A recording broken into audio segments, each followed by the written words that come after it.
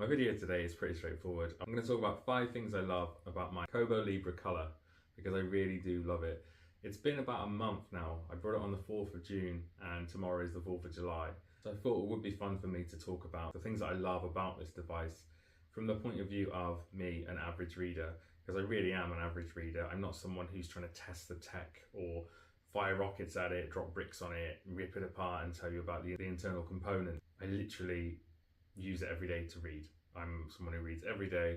I travel a lot. I'm a student, so I have to read a lot of textbooks, make a lot of notes, write essays, things. Sometimes I have to read them back, and it's nice to send them to a device to read back on the bus instead of whacking out loads of files, binders and paperwork. Because I read a lot, I'm not one of these people that has to read one book all the way through for that month and that is it. I can't look at anything else. I treat reading a bit in the same way that I do when I'm watching TV shows. So when I've got Netflix or Amazon on or Apple TV, there'll be multiple things I'm watching at the same time. I'm the same with books. I will read multiple books at the same time depending on what mood I'm in. I do need to warn you that because it is a month in, it is a little bit greasy.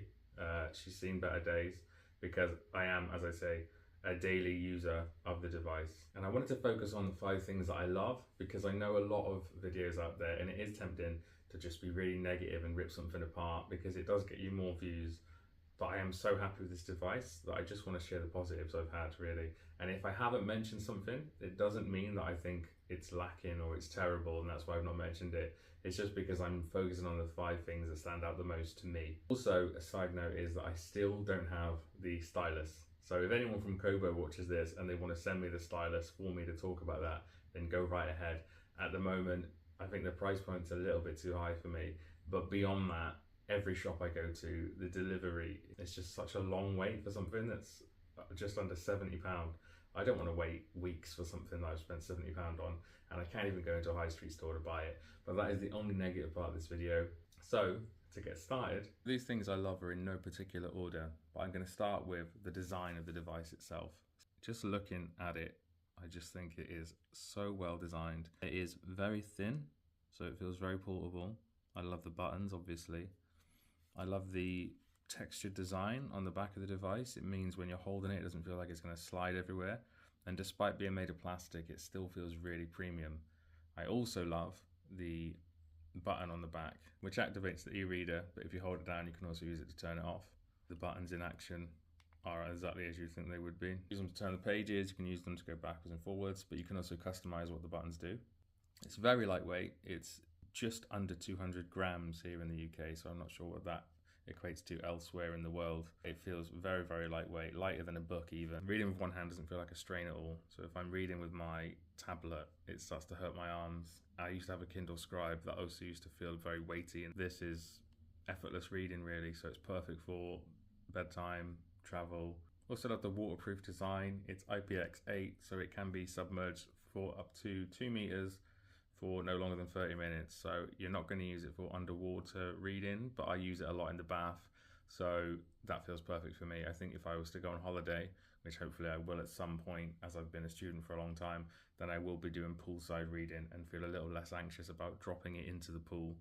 Also love using it outdoors. You can turn the brightness of the screen right down and not feel like you can't see anything. So for example, if I put this on now, I turn the brightness right down, you can still see those words nicely on the page. It doesn't feel like you're desperately in need of the brightness to be turned back up, and it saves you a lot on the battery. The anti-glare is pretty good as well. You can see that obviously when it hits the direct sunshine beaming through, it does get a little bit more difficult. But for the most part, if you're looking straight down on it, you've not got reflections and things like that in the way of the reading. Also love that it is, like most devices nowadays, USB-C. Because every other device I have is USB-C, it means that I can just carry around one charger with me and it'll suffice. Going back to the placement of the power button, when I used to read on my Kindle Paperwhite Signature, the power button was down here. When I'm holding my e-reader, so like this, I would often catch the power button with my little finger. I've got very large hands, so I realized that might not be an issue for everybody, but for me, it did start to get very irritating. The power button placement, in my opinion, is far better.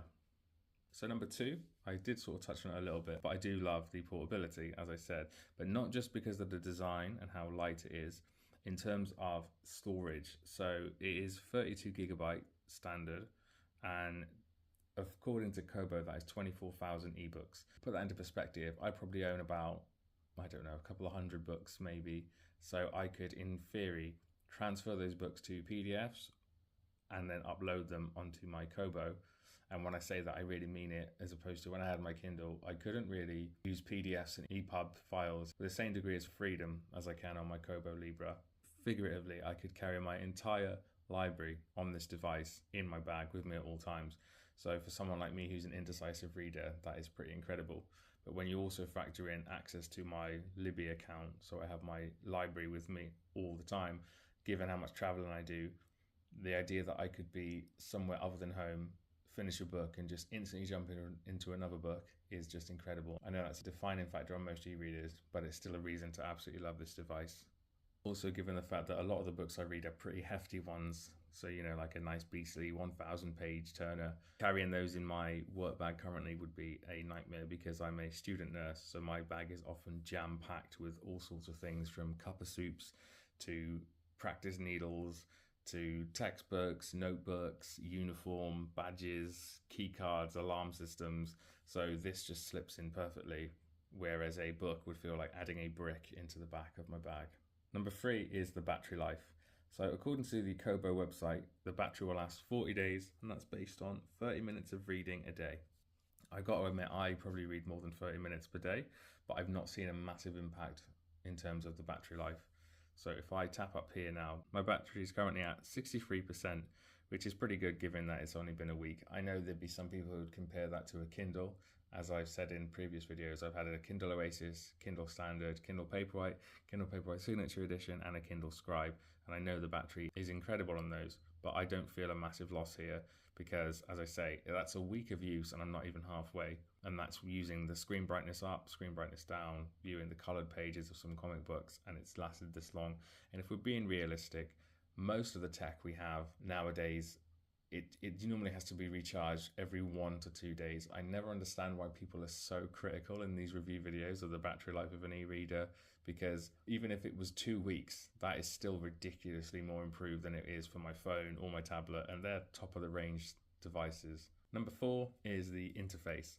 I feel like the interface for Kobo is just so satisfying. Everything just feels within reach. You're not bombarded with adverts. So as you can see on my homepage here, when I turn the device on, it's the books I'm reading, the books I own that I haven't read yet, and then some library book holds that might become available for me. There's no glaring advert of like, buy something new, or pay us to take away adverts. And I'm not going to say who I'm making jabs at there, but those who know, they know.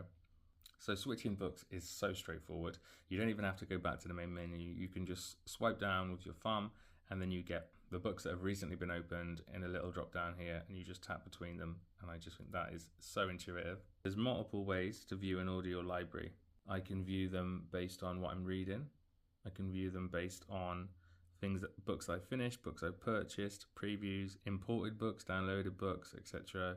And then you can also change the order based on title, author, series, file size, etc. I think a massive win for Kobo is also how you control the brightness of the screen. So I can literally drag my thumb here, up and down, and it will change the brightness without me having to go out of the book and into a settings menu, which means that you can literally still be reading and adjust the brightness at the same time, which is what I'm often done when I'm in bed. Because I'm a student nurse, I often have to go to bed at about 9 o'clock at night. In London at the moment, in July, it's still light at that time. So as it slowly gets darker, because I have to give myself half an hour of reading time, I will often be sliding my thumb throughout that half an hour to make sure that it's comfortable on my eyes.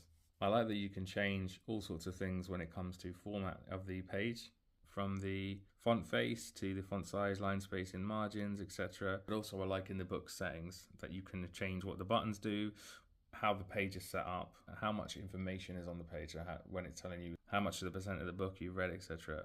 You can also change what different parts of the page do when you're reading based on where you tap. So I have the percentage at the bottom, and I have the chapter at the top, and how long is left in the chapter. And at the bottom there's a little line which, as you read, it fills up, which is the entire amount of pages left in the book. You can actually take off all of these things and just have the text there. And I did have that for a little while, but I started to feel like I missed those stats, so I put it back on.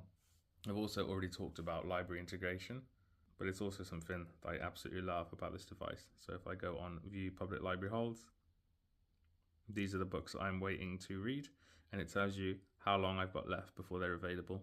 The fifth thing that I absolutely love about this device is possibly the most obvious thing, and that is the color screen. Now, to be fair to it, I've currently got the brightness right down because of doing that demonstration. So just to show off the color, obviously I'm going to have to turn the brightness up a little bit now so that we can see it. Look how glorious that looks. I know some people see it as a gimmick and something that isn't that necessary, but it is something that bothered me from day one of having an e-reader, and I got my first e-reader in 2018.